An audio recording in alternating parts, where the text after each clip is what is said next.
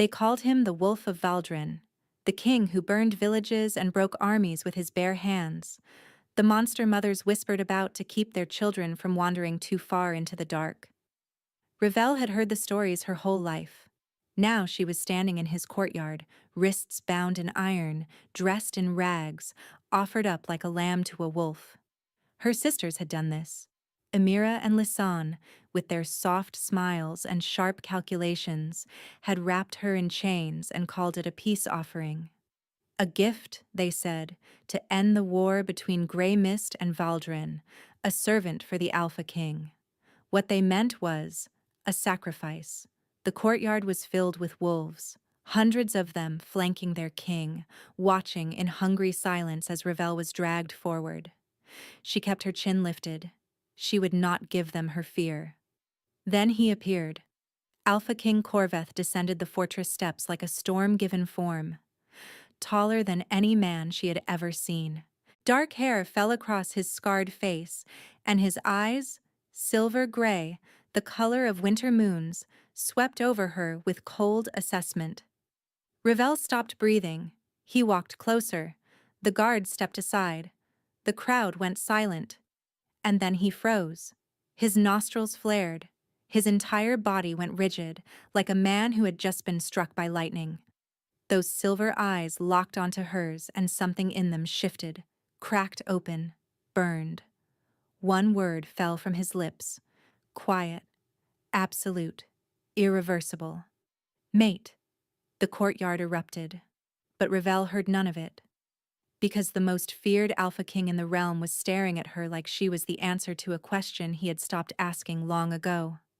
3 days ago, Revell had believed her sisters loved her. She had believed it when Amira brushed her hair before bed, humming softly.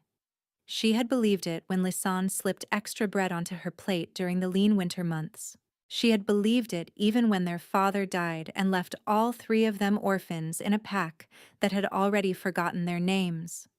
She did not believe it anymore. The wagon had rattled for 2 days through frozen mud and barren fields. They had given her no food, no water, and no explanation beyond Amira's final words at the border. "It's for the good of the pack," her eldest sister had said, not quite meeting her eyes. "You understand, don't you, Revell? Someone had to go, and you've always been the least useful of us." The least useful. Revell had stopped crying somewhere around the first nightfall. By the second, she had stopped feeling anything at all. Now she stood in the courtyard of Ironholt Keep, the seat of Valdrin power, and she understood exactly what she was. Not a peace offering, not a diplomatic gesture, a message. Grey Mist was so desperate, so broken, that they would send their own daughter to the enemy rather than fight. The guards shoved her forward, and Revell stumbled but did not fall. She would not fall. She had made that decision somewhere between the border and this frozen hell. Whatever happened next, whatever this king did to her, she would meet it standing. The crowd pressed in around her. Wolves in human skin, all of them watching with expressions that ranged from curiosity to contempt. She heard whispers. "That's the gift? From Grey Mist? She looks half-starved. The Alpha will kill her before sundown." Revell's jaw tightened. Let them whisper. Let them watch. Then the crowd shifted, and she saw him. Alpha King Corveth. He moved down the steps of the keep with the kind of deliberate grace that belonged to predators. His shoulders were impossibly broad, his frame carved from years of warfare, and his face, scarred along the jaw and through one dark eyebrow, held no softness whatsoever. But it was his eyes that stopped her heart, silver gray and cold.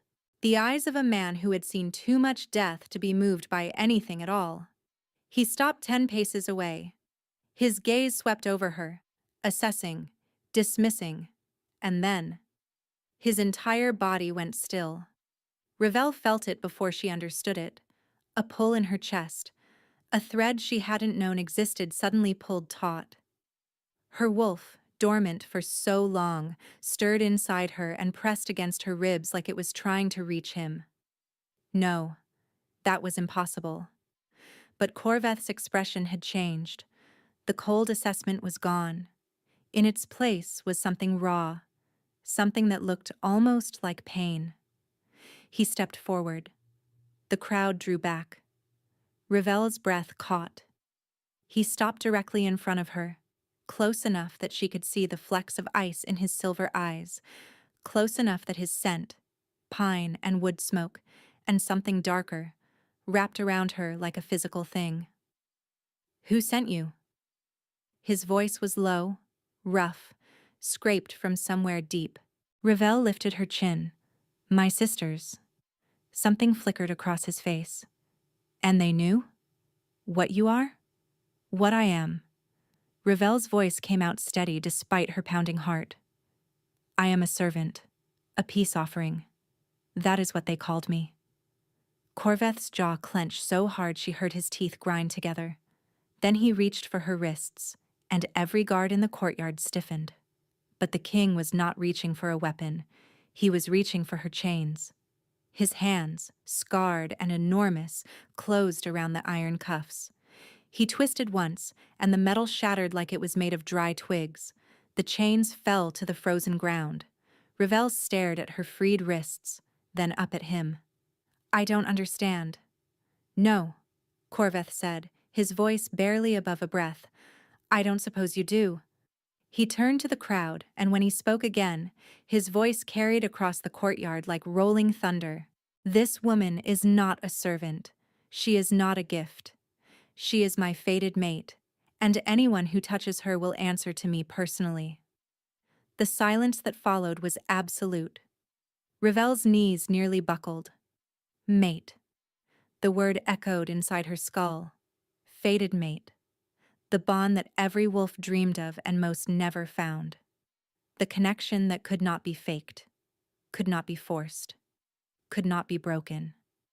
And she had been sold into it like cattle at market. She looked at Corveth, at this man who was supposed to be her enemy, her captor, her doom. He was watching her with an expression she could not read. "Come," he said quietly. "We have much to discuss." He turned and walked toward the keep. Behind her, Ravel heard the crowd erupt into frantic whispers. But she was no longer listening. Her sisters had sold her to the enemy. They had no idea what they had truly given away. In 32 years of life, Corveth had never once lost control of his own body. He had fought in 17 battles, killed more men than he could count, and built Valdrin into the most powerful pack in the Northern Territories through nothing but will and blood and the kind of discipline that broke lesser wolves. And now his hands were shaking. He walked through the corridors of Ironholt with Ravel 2 steps behind him, her bare feet silent on the stone. He could hear her heartbeat. He could smell her. Even beneath the dirt and exhaustion, something like rain on spring earth. Something that made his wolf howl and claw at the inside of his chest. Mate, mate, mate. The word pounded through him with every step. He had stopped believing in fated mates years ago. When he was young, his mother had told him stories. "One day," she said, "you will find her. The one who was made for you. The one who will make everything make sense." But his mother had died when he was 12, and his father had been killed 2 years later, and Corveth had learned very quickly that the world did not deal in fairy tales. He had taken lovers. He had considered political marriages. He had resigned himself to a life of alliances and heirs bred for strategy rather than sentiment. And then the Grey Mist delegation had shoved a half-starved woman into his courtyard, and everything he thought he knew had shattered like the chains he had torn from her wrists. He stopped at the door to his private chambers and turned. Ravel looked up at him. She was trying to hide her fear, he could see that. Chin lifted, shoulders back, eyes steady. But her pulse was racing, and her scent carried the sharp edge of adrenaline. She was terrified. Of him. Something in Corveth's chest twisted painfully. "You're safe here," he said, and his voice came out rougher than he intended. "No one will harm you." Her eyes narrowed slightly. With respect, Your Majesty, I've been told many things by people who claim to mean well. Their words and their actions rarely matched. She had spine. Even now, exhausted and alone in enemy territory, she was not cowering. She was studying him, assessing him, the way a soldier assessed terrain before battle. Corveth found himself almost smiling. Almost. "Your sisters," he said. "They did not tell you why they were sending you here. They said I was a gift, a gesture of goodwill." Her voice was flat.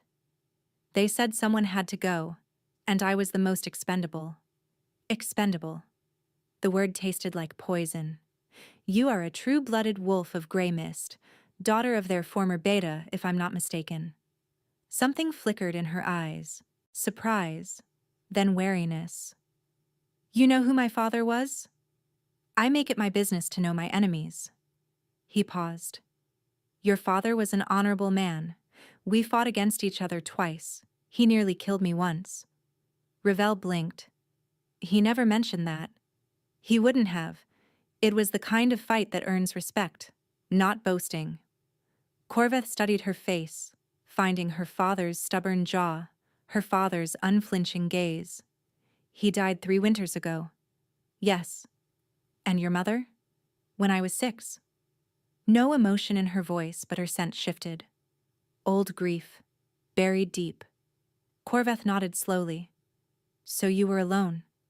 With sisters who saw you as a burden?" "They are my family," Ravel said, but the words sounded hollow even to her own ears. "Family does not sell family to their enemies." Corveth stepped closer, watching her carefully for signs of retreat. She did not move. "Whatever they told you, whatever they told themselves, what they did was betrayal. You understand that." Her throat worked as she swallowed. "It doesn't matter what I understand. I'm here now." "Yes," Corveth said quietly. "You are." The silence stretched between them. Corveth's wolf was pacing inside him, desperate to reach her, to touch her, to make sure she was real. He kept it locked down through sheer will. "The mate bond," Ravel said finally. "I've heard stories, but I never felt it before today." "Neither did I."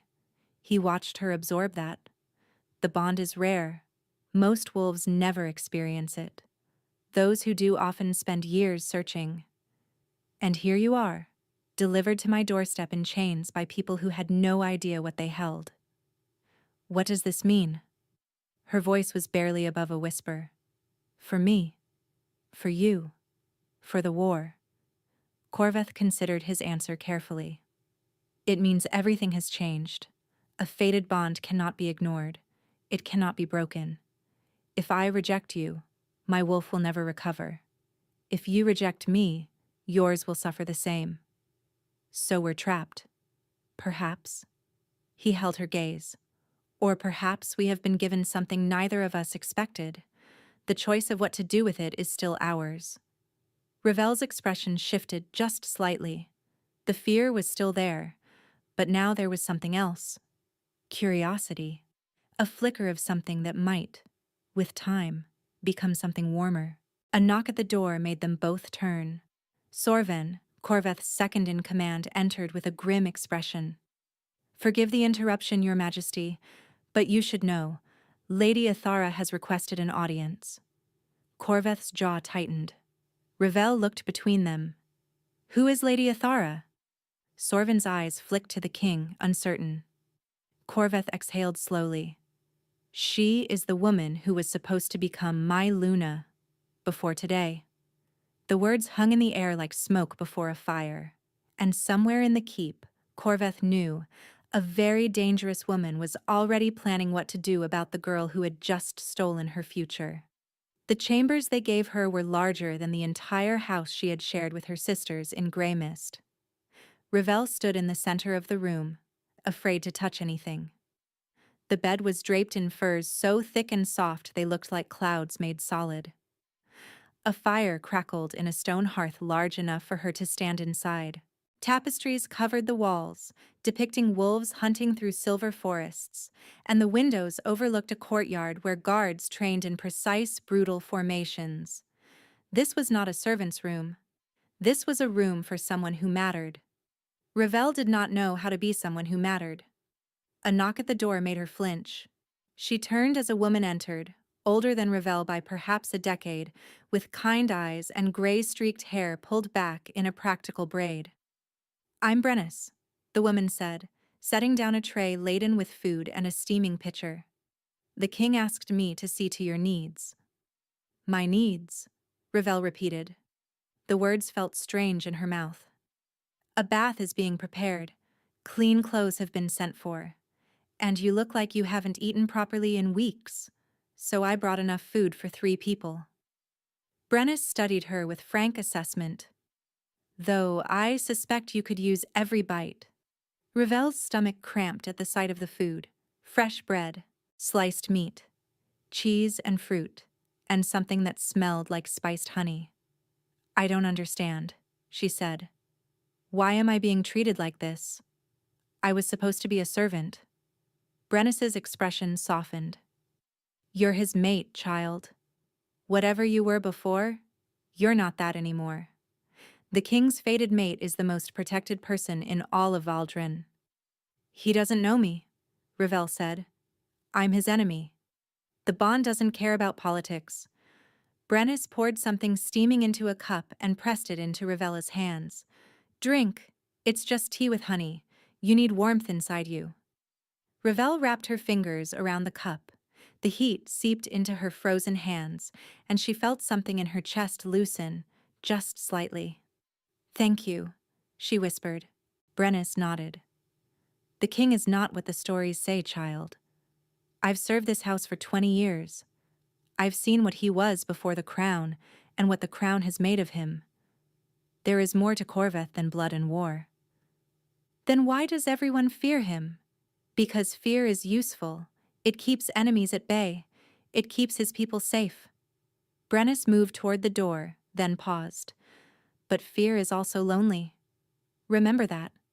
She left, and Ravel stood alone with her tea and her confusion and the strange warmth blooming in her chest. She ate. She bathed.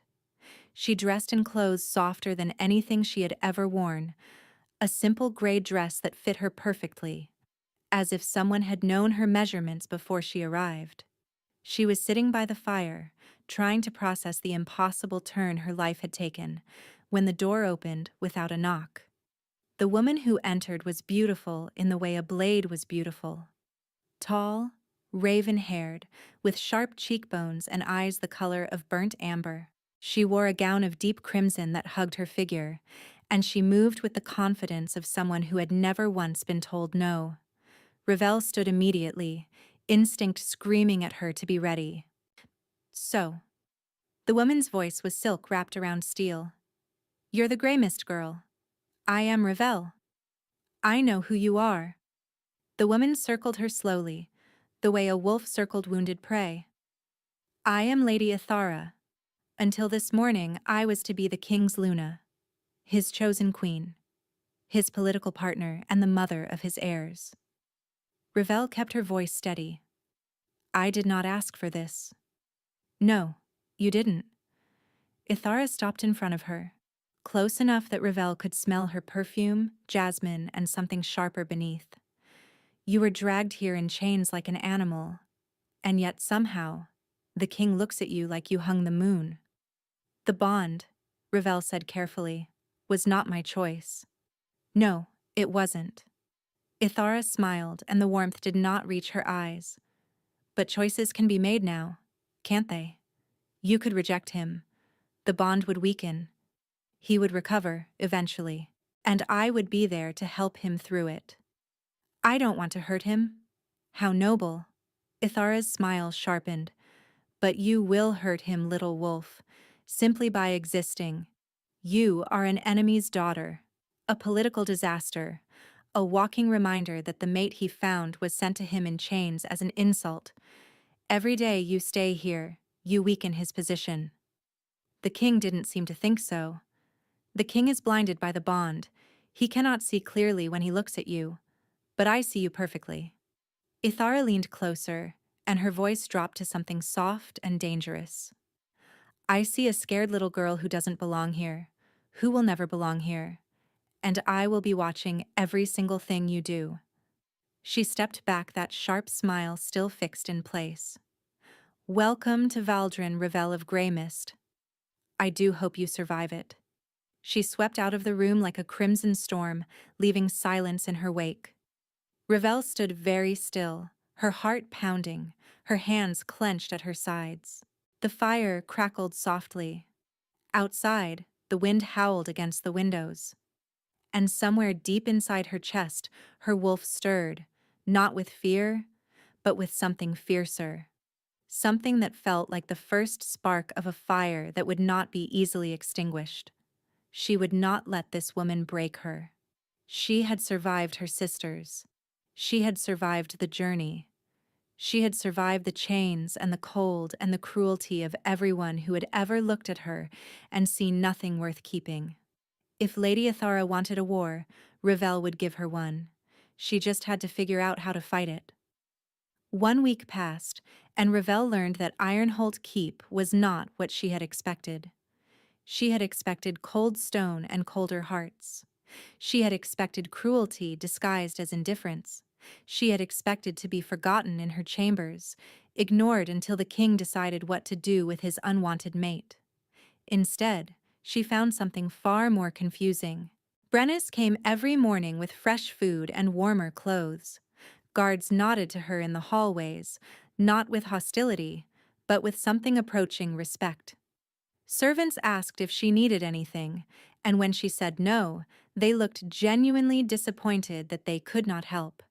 And Corveth. Corveth was the most confusing of all. He did not summon her. He did not demand her presence. But she saw him often, in places that seemed too coincidental to be chance. In the library when she went looking for books. In the courtyard when she took her first hesitant walk outside. In the great hall during meals, where he sat at the head of the table and watched her across the crowded room with those silver eyes that made her skin feel too tight. He was giving her space. She understood that much. He was waiting for her to come to him. On the 7th day, she did. She found him in the war room, standing over a massive table covered in maps and markers. He was alone, sleeves rolled to his elbows, hair falling loose across his forehead as he frowned at the terrain before him. He looked up when she entered, and something in his expression shifted. Softened.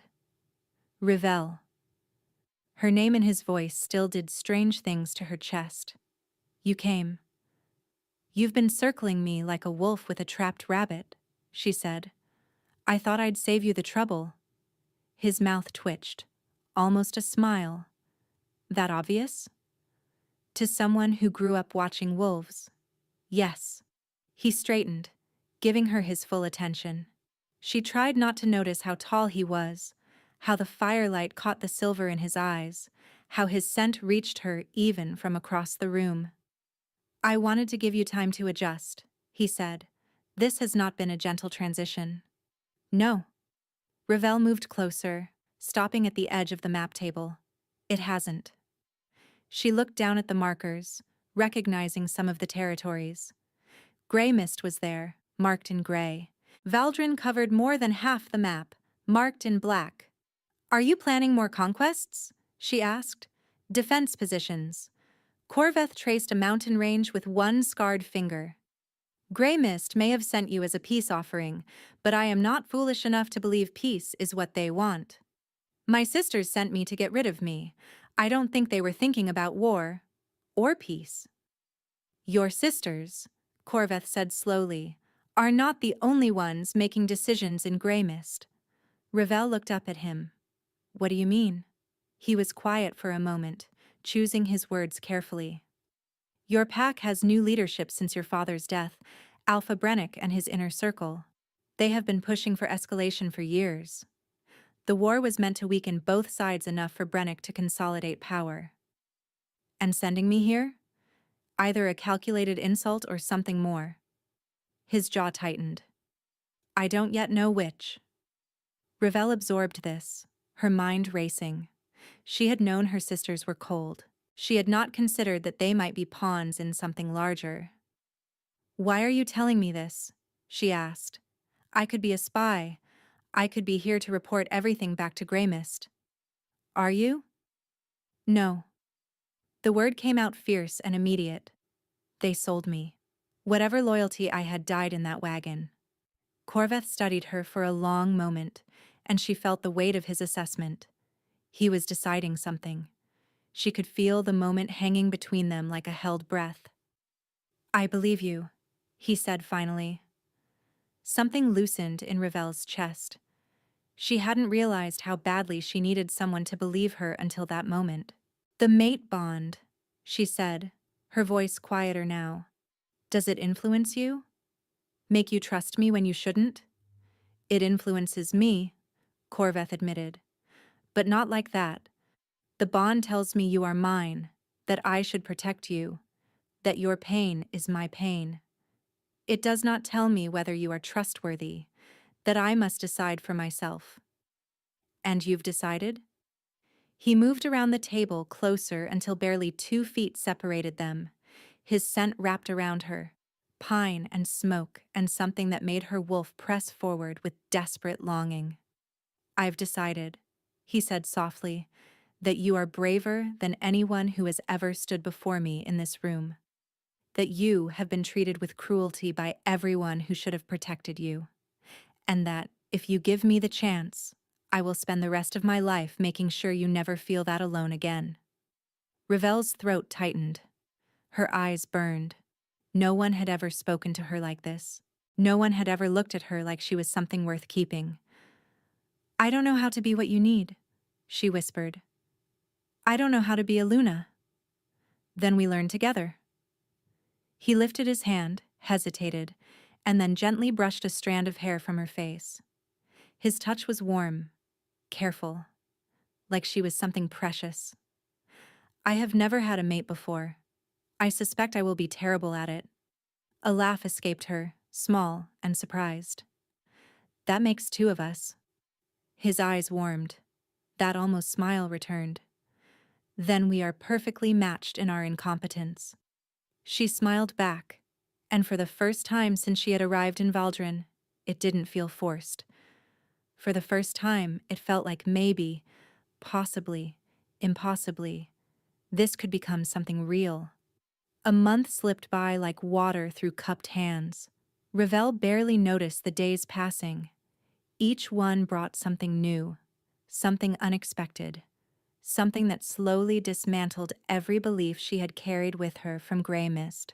Corveth began teaching her the layout of the keep, walking with her through corridors and courtyards, explaining the history of each stone. He introduced her to his council, old wolves with scarred faces and sharp minds who watched her with careful assessment but no hostility.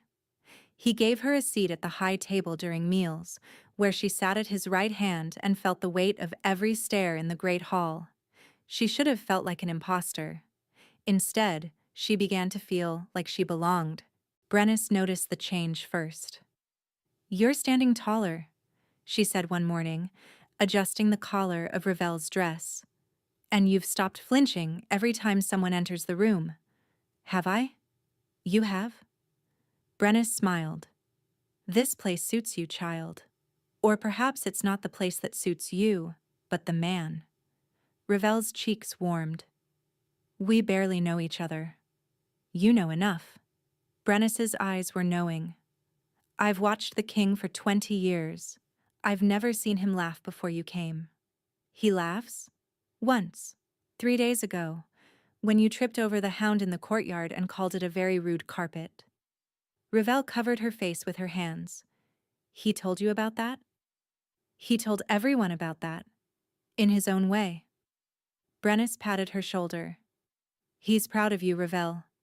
He just doesn't know how to show it except by mentioning you in every conversation he has. The warmth in Ravel's chest spread deeper, settling into places that had been cold for a very long time.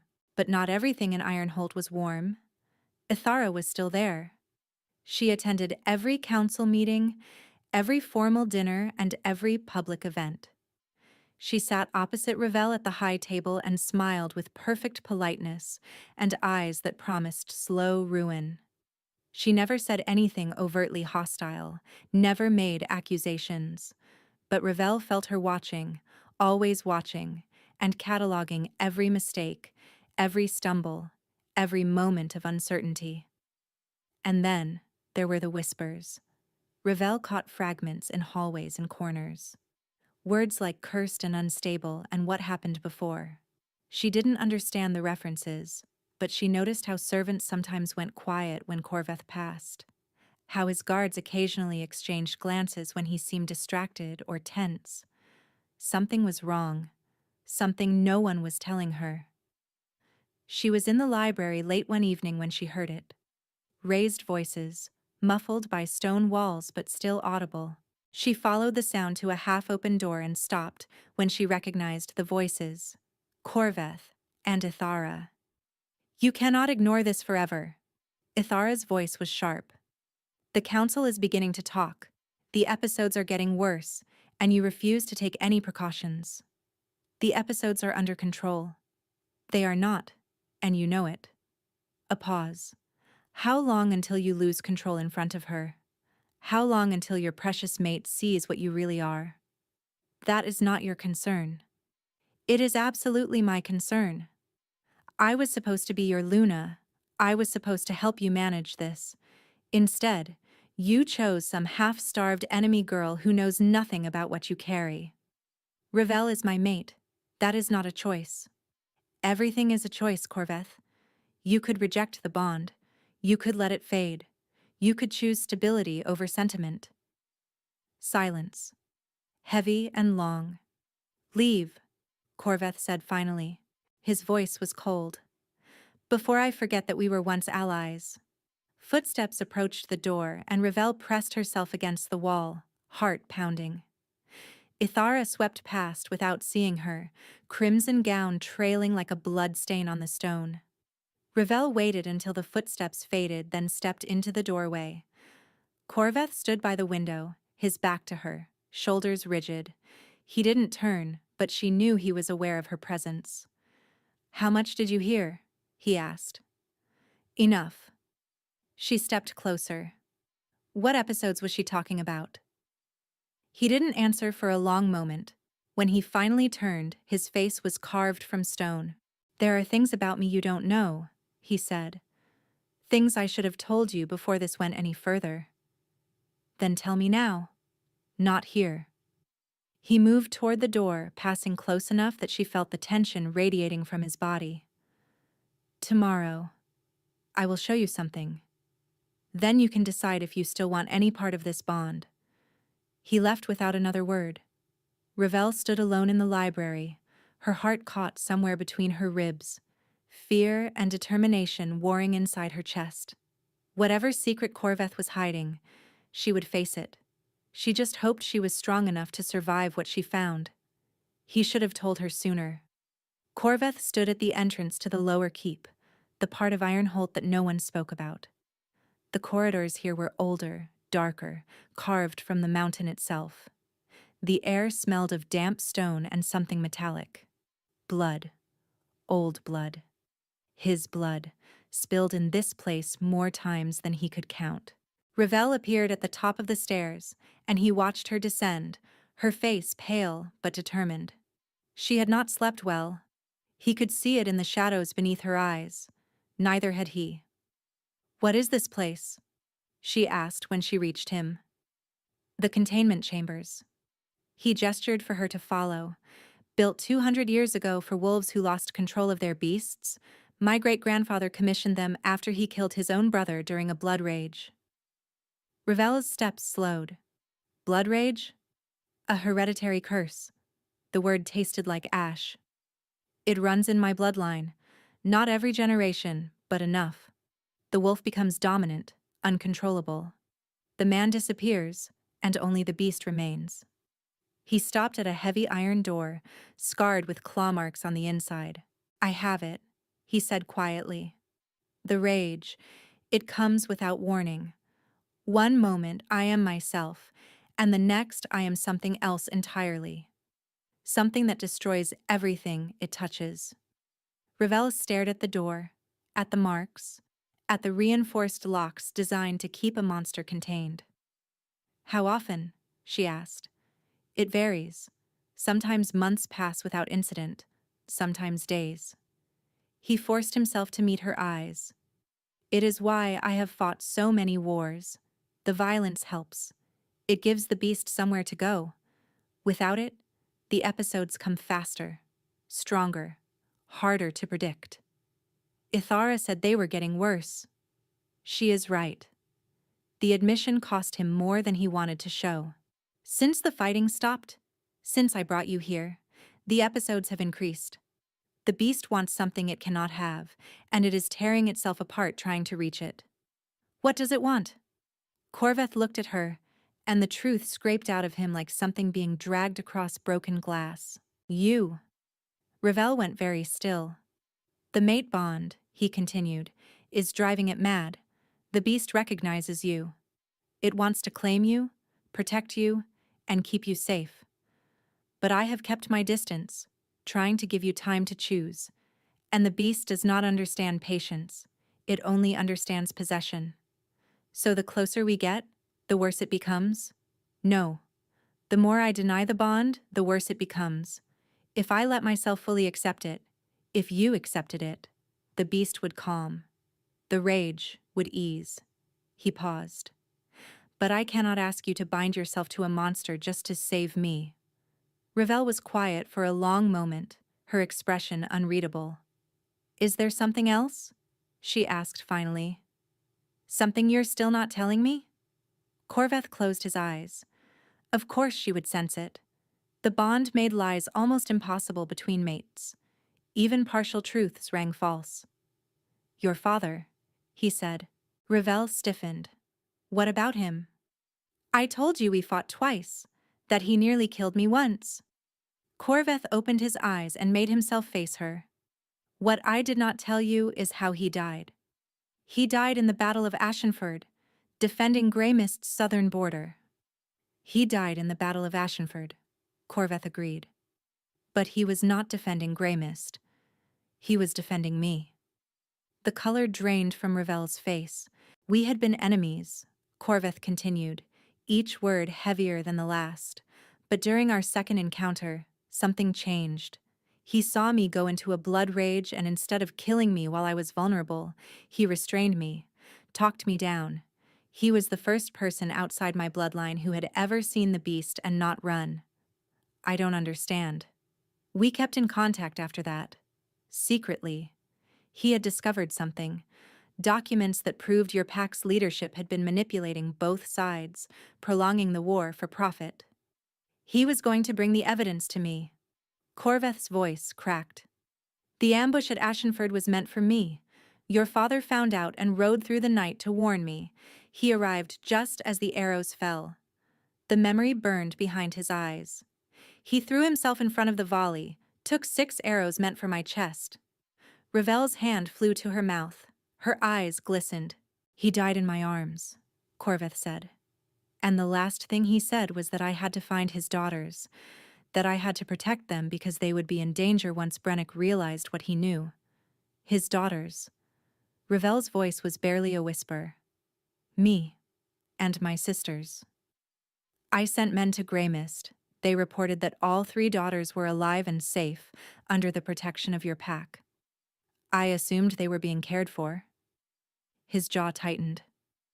I did not know they were planning to sell you. I did not know they were working with Brennick. My sisters knew. The realization broke across her face like a wave. They knew Papa died protecting you. And they sent me here anyway. Ravel? They knew. Her voice rose. They knew, and they sold me like I was nothing. Like everything Papa did meant nothing. Like I meant nothing. Tears spilled down her cheeks, but she wasn't sobbing. She was shaking with something fiercer than grief. I am sorry, Corveth said. I should have told you sooner. I should have... Don't. Ravel held up one hand, and he stopped. Just give me a moment. She turned away from him, her shoulders trembling. He watched her struggle to breathe, to process, to hold herself together. Every instinct screamed at him to go to her, to wrap her in his arms and take the pain away. He stayed where he was. She had asked for a moment. He would give her that, even if it killed him. Finally, she turned back. Her eyes were red, her face streaked with tears, but her voice was steady. My father gave his life for you. Yes. And my sisters knew. It appears so. Then I need to know everything. She stepped toward him, and despite everything, there was fire in her eyes. Every document, every piece of evidence, everything Papa discovered. If Brennick and my sisters think they've won, they are wrong. What are you saying? Ravel lifted her chin, and in that moment, she looked every inch a Luna. I'm saying that if I am your mate, then your enemies are my enemies, and my sisters just made themselves the enemy of the Alpha King of Valdrin. She held out her hand. Corveth looked at it, then at her face, at the fierce determination burning through the grief. He took her hand, and felt the bond between them lock into place like a key turning in an ancient lock. She had expected Corveth to argue, to caution patience. Instead, he had simply nodded and opened the doors to everything. The evidence was extensive. Documents proving Brennick had manipulated supply lines to both packs, prolonging the war for profit. Letters showing Amira and Lysane had traded information to Brennick's inner circle for years in exchange for power. And one final document, hidden in a sealed case that Corveth had kept locked away since her father's death. A letter from her father to her. Ravel read it alone, fire burning low, Corveth waiting outside in case she needed him. My dearest Ravel, the letter began. If you are reading this, then I am gone, and the truth has found its way to you at last. I am sorry I could not protect you better. I am sorry I could not give you the life you deserved. But I need you to know that of all the things I accomplished in my life, you were the one I was most proud of. Your sisters have lost their way. The world has made them hard and hungry and blind to what matters. But you, my little wolf, you kept your heart soft even when softness cost you. That is not weakness. That is the greatest strength there is. Find someone who sees that strength. Find someone worthy of the heart you carry. And when you do, hold on to them with everything you have. I love you. I have always loved you. And I will be watching over you, wherever the moon takes me. She cried for hours. Corveth held her through all of it, saying nothing, just being there. That was the night she realized she loved him. Not because of the bond, but because he had shown her, day after day, what it meant to be truly seen. She had not told him yet. The words felt too large, too important to speak carelessly. But she would. Soon. If Ithara had not been watching. Ravel should have expected it. The warning signs had been there for weeks. Ithara's smiles growing sharper, her presence growing more frequent.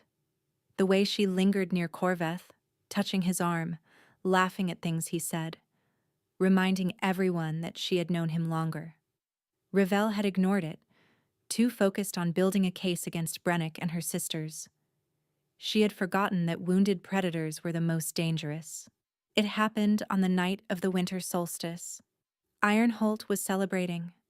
Music filled the great hall, and wolves danced beneath hanging lanterns while Corveth sat at the high table, looking almost relaxed.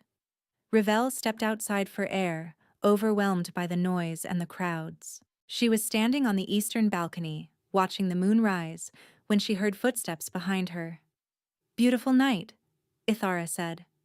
Ravel turned. The other woman stood in the doorway, dressed in silver, her dark hair loose. She looked almost friendly. That was what made Ravel's instincts scream.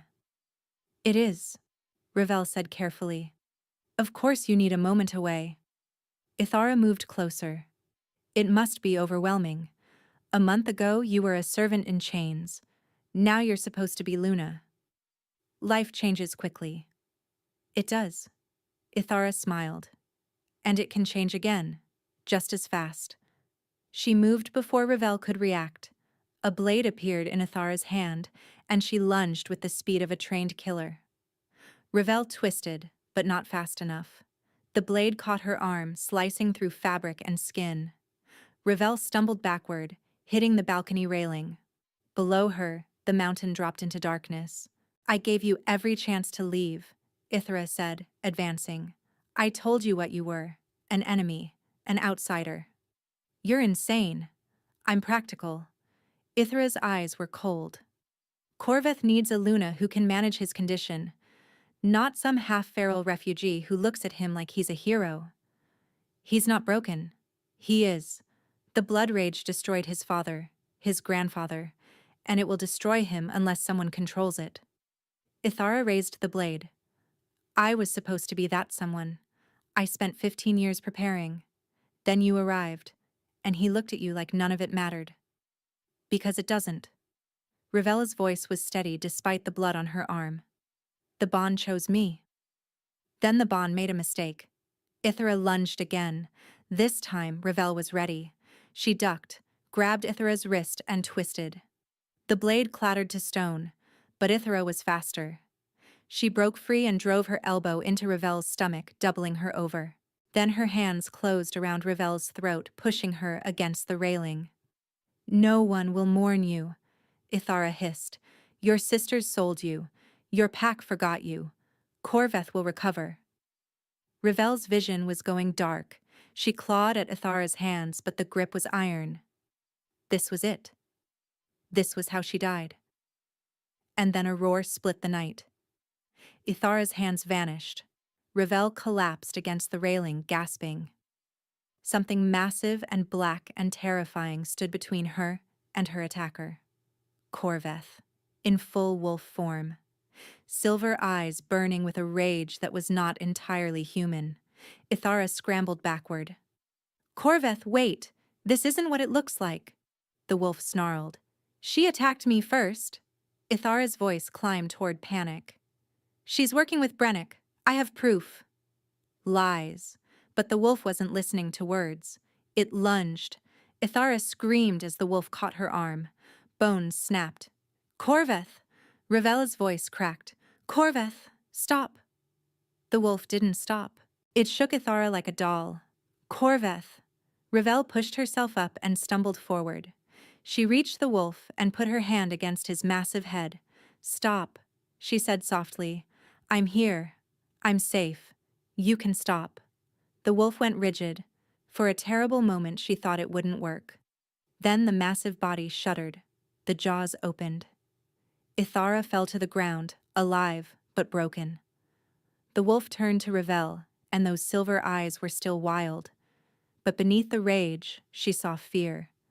Fear that he had lost her. Fear that he had become the monster. I'm here, Ravel said again. I'm not going anywhere. She wrapped her arms around his neck and held on. Slowly, the wolf lowered himself to the ground. Around them, guards arrived. Chaos erupted. But Ravel didn't move. She stayed exactly where she was, holding the beast who had saved her. She was not letting go. He remembered everything. That was the worst part. The blood rage usually stole his memories, but this time, he remembered all of it. Ithara's hands around Ravel's throat. The sound Ravel made when she couldn't breathe. The way his vision had gone red, and his body had simply moved. He remembered the taste of Ithara's blood. The way Ravel had looked at him when she put her hand on his head and told him to stop. Not with fear, with trust. He woke in his chambers 3 days later, weak and aching. Ravel was asleep in the chair beside his bed, her injured arm wrapped in bandages. She had stayed, through everything. His movement woke her. Her eyes opened, found his, and filled with tears. You're awake. I'm awake. His voice came out rough. You should be resting. So should you. She moved to sit on the edge of the bed. How do you feel? Like I fought a war alone and lost. He paused. Ithara? Alive. In the containment chambers. She'll face trial when you're recovered. I almost killed her. You stopped. Because of you. He looked at their joined hands. The beast has never stopped before, but you touched me, and it just stopped. The bond, Ravel said quietly. No. Corveth shook his head. Not just the bond. You.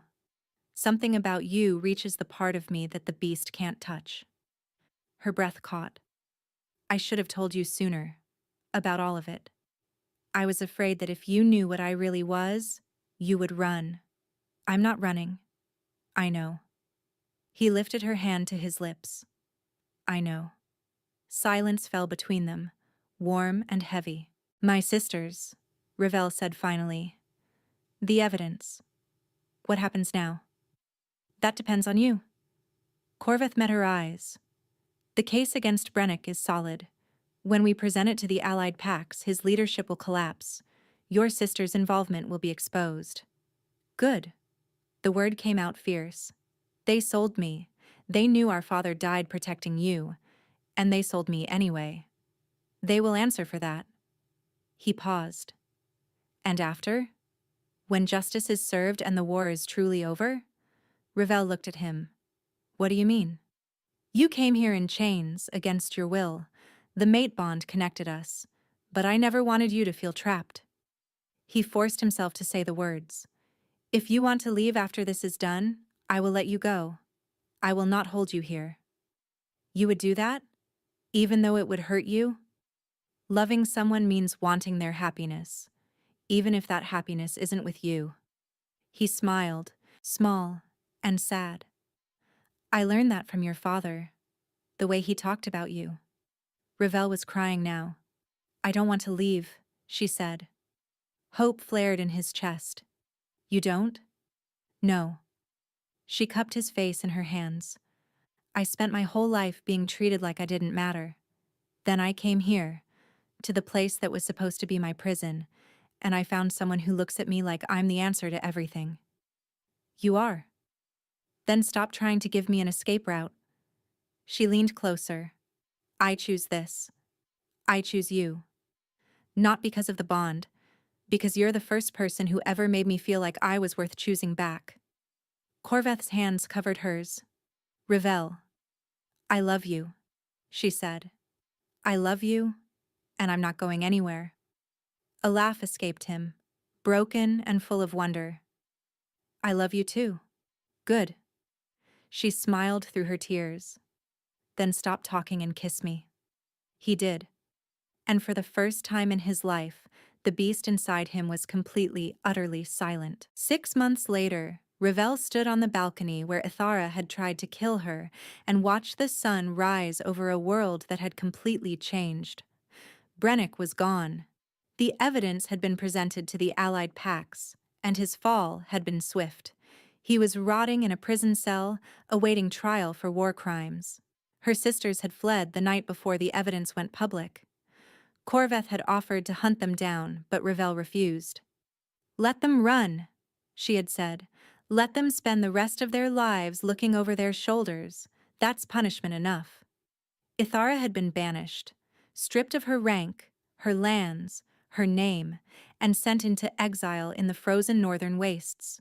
The peace treaty between Valdrin and Greymist had been signed 3 months ago. Trade routes were opening, families were reuniting, and Ravel was Luna. The ceremony had been held at the spring equinox under a full moon. Corveth had placed the silver circlet on her head with hands that trembled, and his voice had cracked when he spoke the vows. She had kissed him in front of the entire court, and no one had been surprised. Now she watched the sunrise and felt Corveth's arms wrap around her from behind. You're awake early, he murmured. Couldn't sleep. She leaned back against him. I was thinking about the day I arrived. How terrified I was. How certain I was that you were going to kill me. I was certain I was going to love you, Corveth said. From the moment I saw you. Romantic. I try. He kissed her forehead. What else were you thinking about? My father. Her voice softened. I think he would have liked this. Knowing his death led to peace instead of more war. He would be proud of you. Corveth pulled back to look at her. I am proud of you. For what? For surviving. For choosing to stay. For turning the worst thing that ever happened to you into something beautiful. His silver eyes were warm. You are the strongest person I have ever known, Ravel, and I will remind you of that every single day.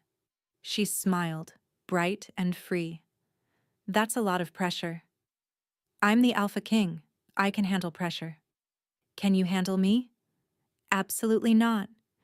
He grinned, and the expression transformed his scarred face into something young and utterly hers. But I'm looking forward to trying. She laughed and pulled him down for a kiss. Below them, the keep was waking. Voices drifted from the courtyard. This was her life now. This was her home. And as Corveth deepened the kiss, Ravel thought about her sisters, about the chains they had wrapped around her wrists. They had meant to destroy her. Instead, they had delivered her to the only place she had ever truly belonged. She smiled against Corveth's lips and decided that was the best revenge of all.